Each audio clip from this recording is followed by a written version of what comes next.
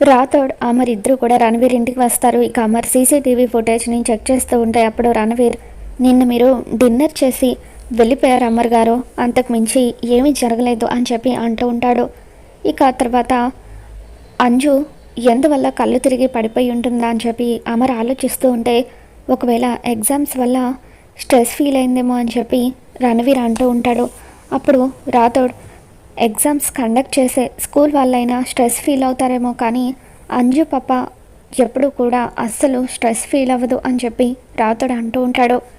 తర్వాత రణవీర్ కావాలని అమర్ని డైవర్ట్ చేస్తూ, టీ కాఫీ ఏమైనా తీసుకుంటారా అమరేంద్ర గారు అని చెప్పి అంటూ ఉంటే, ఏం వద్దు అని చెప్పి అమర్ ఇక లేచి నిలబడి అనుమానంగా ఇల్లంతా కూడా వెతికి చూస్తూ ఉంటాడు.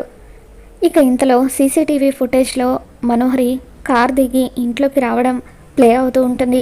ఇక అది చూసిన రణవీర్ ఎక్కడ ఆ ఫుటేజ్ని అమర్ చూసేస్తాడేమోనని కంగారుగా ఆ ల్యాప్టాప్ని మూసేస్తూ ఉంటాడు.